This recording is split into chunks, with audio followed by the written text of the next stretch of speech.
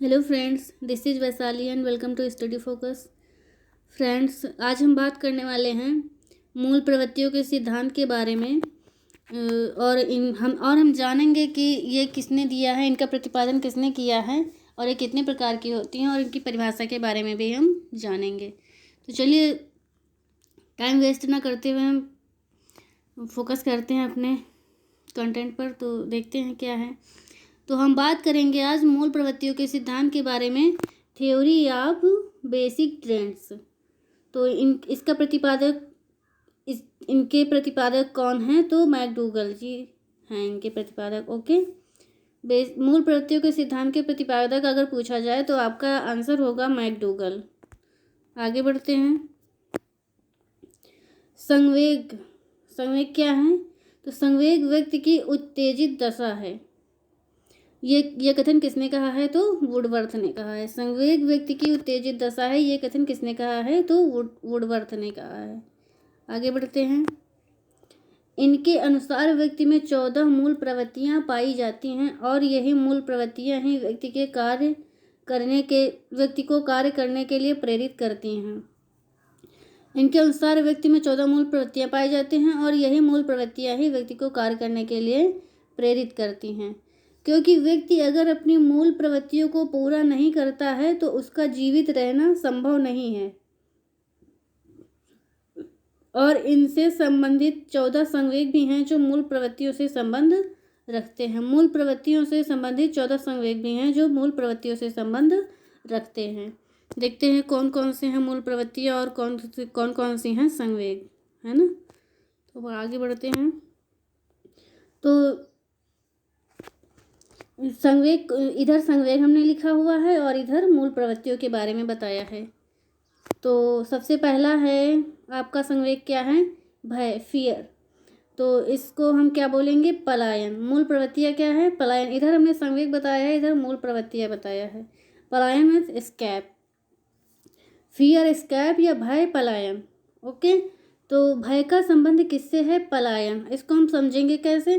जैसे हम किसी चीज़ से डरते हैं, किसी व्यक्ति से डरते हैं, किसी वस्तु से डरते हैं, या कोई भी हो सकता है जिससे हम डरते हों, तो उसको हम मतलब उसको हम छोड़ना चाहते हैं ना। जैसे किसी व्यक्ति से डरते हैं तो उससे हम दूर भागते हैं, वहाँ से हट जाते हैं, है ना। तो पलायन, उसको हम छोड़ देना। पलायन मीन्स छोड़ना, तो उसको हम छोड़ देते हैं, वहाँ से पलायन कर जाते हैं। अब दूसरा आता है आपका डिस्गस्ट, रिपल्सन, यानी घृणा और निवृत्ति। जिस व्यक्ति से हम घृणा करते हैं उससे हम छुटकारा पाना चाहते हैं, है कि नहीं। हम किसी वस्तु, व्यक्ति या किसी से भी, कहीं भी हम किसी से घृणा करते हैं, हट करते हैं, तो उससे हम छुटकारा पाना चाहते हैं कि वो हमको दिखे ना, बिल्कुल उसकी बात भी करना लोग पसंद नहीं करते हैं। उस व्यक्ति या वस्तु कोई भी हो सकता है। अब तीसरा आता है आपका, तो सॉरी, दूसरा का घृणा का संबंध किससे है? निवृत्ति से। अब तीसरा आपका आता है आश्चर्य, वंडर, जिज्ञासा या क्यूरियोसिटी। तो जैसे आपको कोई सरप्राइज करता है तो आप आश्चर्यचकित हो जाते हैं ना। तो आपको जिज्ञासा होती है कि आपने ऐसा क्यों किया, आखिर कुछ था क्या, या कि और कुछ था। जैसे आपको कोई सरप्राइज देता है, सरप्राइज करता है, तो आपको लगता है कि मतलब ऐसा क्या हुआ जिसकी वजह से हमको यह सरप्राइज मिला, तो आपको जिज्ञासा की भावना उत्पन्न होती है। तो इसका आश्चर्य का संबंध किससे हो जाएगा? आपका जिज्ञासा से। आगे बढ़ते हैं। आपका चौथा संवेग कौन सा है? वात्सल्य, लव, यानी शिशु रक्षा, पेरेंटल। मूल प्रवृत्ति क्या है? शिशु रक्षा। संवेग क्या है? वात्सल्य, लव एंड पेरेंटल। वात्सल्य मीन्स माता और बच्चे का प्रेम जो होता है उसे हम वात्सल्य कहते हैं। मैं यहाँ पर साफ साफ लिखा है शिशु रक्षा यानी पेरेंटल। जैसे कृष्ण भगवान और यशोदा मैया वाला। अब मेरी मम्मी भी, या आप सबकी मम्मी भी जो बच्चों से प्रेम करती हैं उसे हम वात्सल्य बोलते हैं। और इसका संबंध किससे है? शिशु रक्षा यानी पेरेंटल से। शिशु रक्षा का मतलब हर पेरेंट अपने बच्चे को अच्छा प्रोटेक्शन देना चाहता है, अच्छी सुरक्षा देना चाहता है कि हमारा बच्चा खराब ना हो और उसे अच्छी अच्छी चीज़ें सिखाएं हम। अपनी कोशिश में वो करता भी है। विषाद या शरणागत, अपील या डिस्ट्रेस। जैसे आप कहीं पर कुछ हो जाता है तो आप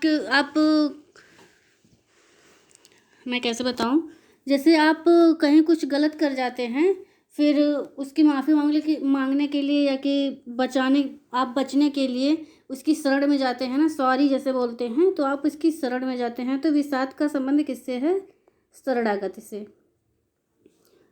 आपका छठवा है संवेग, संरचनात्मक और रचनात्मक।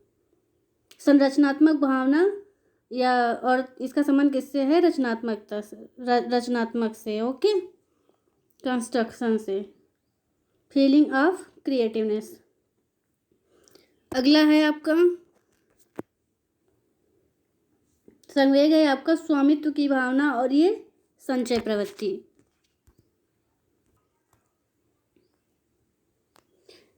इसका संबंध किससे है? संचय प्रवृत्ति से। तो फीलिंग ऑफ ऑनरशिप या एक्विजिशन। स्वामित्व की भावना का संबंध किससे है? संचय प्रवृत्ति से। अब का आता है ये 8वां संवेग, एकाकीपन, फीलिंग ऑफ लोनलीनेस।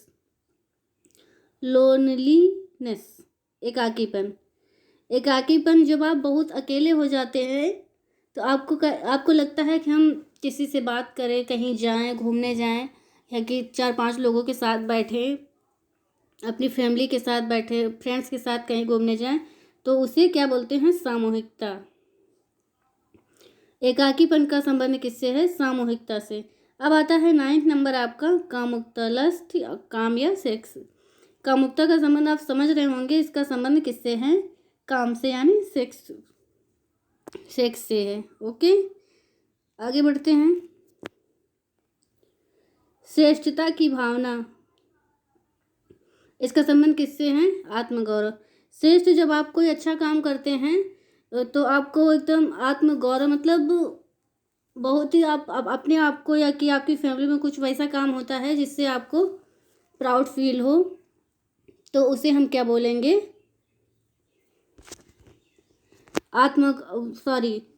फैमिली या आप खुद कोई अच्छा काम करते हो तो आपको एक आत्मगौरव यानी सेल्फ असर्शन की फीलिंग आती है आपको। तो श्रेष्ठता की भावना का संबंध आत्म गौरव से होगा। अब आपका 11 नंबर है आत्महीनता, निगेटिव सेल्फ फीलिंग।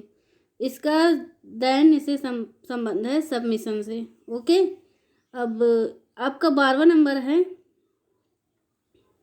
भूख से, भोजन अन्वेषण। अगर आपको भूख लगेगी तो सिंपल सा है फंडा, आप किचन की तरफ ही भागेंगे। अगर बाहर हैं तो होटल जाएंगे, यानी भोजन अन्वेषण। अन्वेषण का मतलब होता है खोज, तो भोजन की खोज में आप निकलेंगे अगर आपको भूख लगी है तो। इसका संबंध किससे हो जाएगा? भूख का संबंध भोजन अन्वेषण से। संवेग है आमोद, अम्यूजमेंट, और मूल प्रवृत्ति है हास्य यानी लाफ्टर। जब आप खुश होते हैं, आमोद में होते हैं, आमोद प्रमोद में, तो आप जाहिर सी बात है आप हंसेंगे, रोएंगे थोड़ी नहीं। तो आमोद का संबंध हास्य से है, अम्यूजमेंट का लाफ्टर। बात एक ही है, बस इंग्लिश और हिंदी में डिफरेंट है। क्रोध, एंगर, युयुत्सा यानी कॉम्बैट। अगर आप क्रोधित हैं तो आप क्या करेंगे? युयुत्सा ही तो करेंगे। तो क्रोध का संबंध किससे हो जाएगा? युयुत्सा से। तो ये हुई आपकी 14 मूल प्रवृत्ति और 14 मूल प्रवृत्ति और 14 संवेग। आपका कंप्लीट होता है ये सीरीज, कंप्लीट होती है आपकी सीरीज। तो फ्रेंड्स, कैसा लगा वीडियो हमारा? कमेंट बॉक्स में ज़रूर बताइएगा, और हमारे चैनल को लाइक, शेयर एंड सब्सक्राइब ना किया हो तो ज़रूर कर दें। मिलते हैं नेक्स्ट वीडियो में, तब तक के लिए बाय बाय, टेक केयर।